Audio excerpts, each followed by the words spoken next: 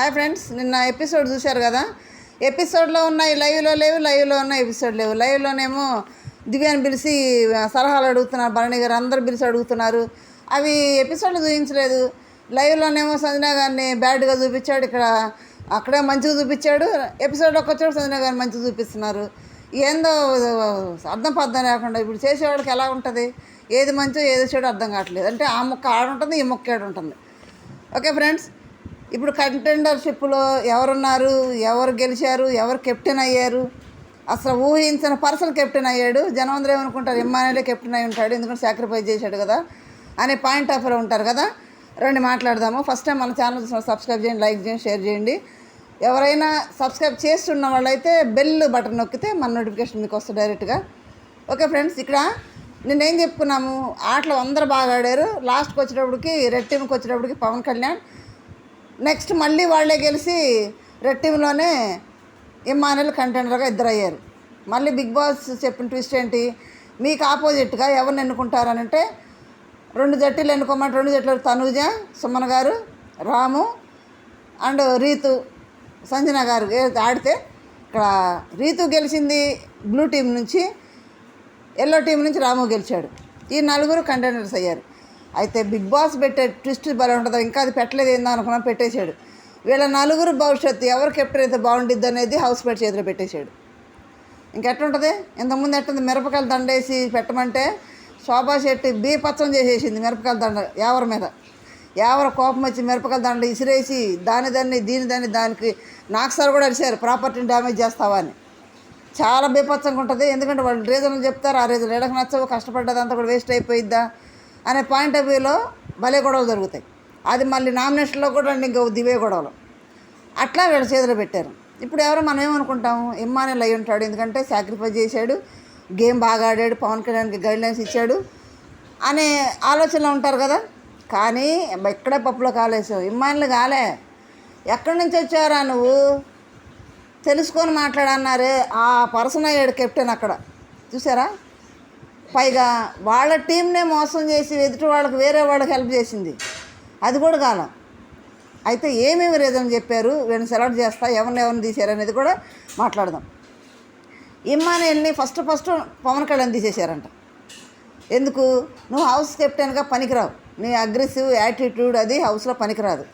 హౌస్లో ఉండాలంటే కోపం ఉండకూడదు, అందరిని సర్దుకొని పోవాలి, ప్రతి ఒక్కడు కూడా ఆన్సర్ చేయాలి, ప్రతి ఒక్కడు చూసుకోవాలి, మానిటర్ చేయాలి. హౌస్ అంతా నీ చేతులు, హౌస్ అంతటికి అధికారం కాబట్టి ఈ యాటిట్యూడ్తో ఉంటే మాత్రం అక్కడ పనికిరాదని రీజన్ చెప్పుకుంటారు. సెకండ్ వచ్చి ఇమ్మానుయేల్ని తీసేశారు. ఇమ్మానుయేల్కి ఏమి రీజన్ చెప్పుకుంటారంటే మీరు కూడా గెస్ట్ చేయొచ్చు, నేను మనం చెప్పుకున్నాం కూడా. ఫస్ట్ పాయింట్ వచ్చి మీకు మీ అమ్మాయిన సంజన హెల్ప్ చేసింది. సెకండ్ వచ్చి నువ్వు ఆడుతున్నావు కానీ గేమ్లో సాక్రిఫైస్ చేస్తున్నామని ఆపలేదు. పైగా వీళ్ళని ఆడే చోట కూడా కొన్ని పౌల్ గేమ్లు కూడా ఉన్నాయి, వాటిని కూడా యాక్సెప్ట్ అయ్యి గెలిచావు. సాక్రిఫైస్ చేశాడు కరెక్టే, నిన్న సంజన గారు చేసింది కూడా కరెక్టే, ఎందుకంటే పాపం తన కోసం సాక్రిఫైస్ చేశాడు కెప్టెన్సీని, కష్టపడి గెలుచుకున్నాయి.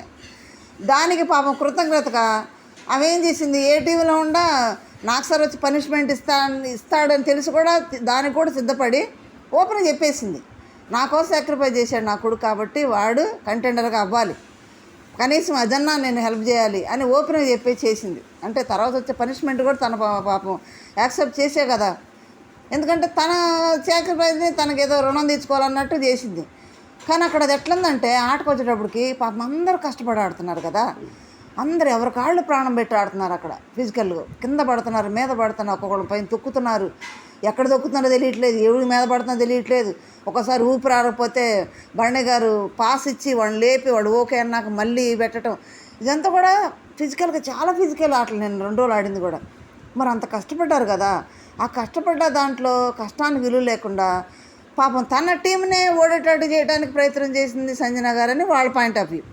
ఈమె పాయింట్ ఆఫ్ వ్యూలో ఏమో కరెక్టే, వాళ్ళ పాయింట్ ఆఫ్ వ్యూ వాళ్ళు కరెక్టే కదా. కానీ సాక్రిఫైస్ చేయాలంటే వేరే ఏదైనా విధంగా చేసినా బాగుండేది, ఎందుకంటే అందరూ కలిసి ఉన్నది కాబట్టి అది తప్పని అనిపిస్తుంది. ఇప్పుడు నాకు సార్ కూడా జరుగుతుంది తప్పు కదా అని. దానికి రాము కూడా బాధపడ్డాడు, సుమన్ శెట్టి బాధపడ్డాడు. రాము ఏమన్నాడు, సాక్రిఫైస్ చేస్తుంది అని తెలిస్తే మాత్రం డైరెక్ట్ నామినేటే చేసేస్తాను నేను, ఎందుకంటే ఇంత కష్టపడుతున్నాం కదా, అట్లా హెల్ప్ చేయడం తప్పు కదా అని రీతు కూడా అడిగింది. నువ్వు ఎవరినెవరిని లాగుతున్నావు, నీ కెప్టెన్ నీ ఎల్లో వాళ్ళనే లాగుతున్నావు, నువ్వు ఎవరు హెల్ప్ చేస్తున్నావు, డైరెక్ట్ కనపడుతుంది అక్కడ రెడ్ టీమ్కి హెల్ప్ చేస్తున్నట్టు.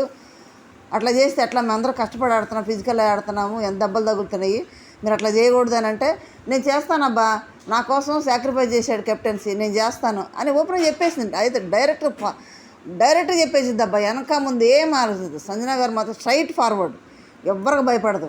అటువంటి మనిషి అక్కడ హౌస్లో ఉండేది, లేకపోతే ఉండలేరు అక్కడ, అంత స్ట్రైట్ ఫార్వర్డ్గా మాట్లాడకపోతే, అంత ధైర్యంగా మాట్లాడకపోతే. ఎందుకంటే అందరిని ఎదుర్కోవాలి కదా అని చెప్పేసింది ధైర్యంగానే. ఆ రీజన్లో పెట్టి ఇప్పుడు విమానం తీసేశారు. పాప విమానంలో పడ్డ కష్టం అంతా వేస్ట్ అయిపోయింది. అన్ని ఆటలు గెలిచి పవన్ కళ్యాణ్ గైడ్లైన్స్ ఇచ్చి ఇంత చేసినంత కూడా నీళ్ళ పోసిన బురదలు పోసిన పన్నీర్లాగా అయిపోయింది పాపం కష్టం అంతా. నెక్స్ట్ వచ్చి తాడు రీతుని తీసేశారు.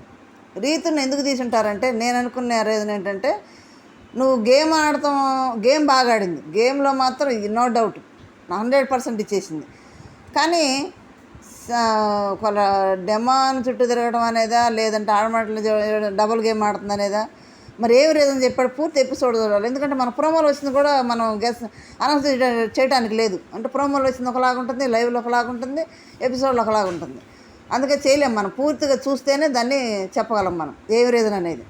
ఓకే, లాస్ట్ వచ్చి ఎవరు మిగిలారు, మన రాము రాథోడ్ మిగిలాడు, కెప్టెన్ అయిపోయాడు. ఓకే ఫ్రెండ్స్, భరణి గారు వచ్చి రాముకే ఓటేసాడంట.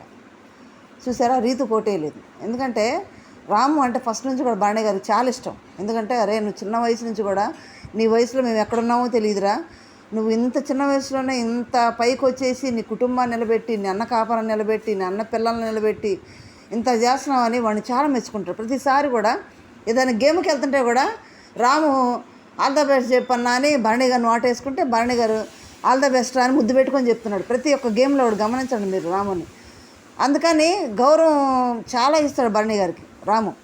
దాన్ని బట్టి రాము పెద్దలంటే గౌరవం, తర్వాత తను ఎట్లా ఉంటాడు, స్ట్రైట్ ఫార్వర్డ్గా ఉంటాం, తర్వాత ఆలోచించి గమనించి మాట్లాడుతున్నాడు. ఇప్పుడిప్పుడే మొదలవుతుంది మన నామినేషన్ దగ్గర నుంచి.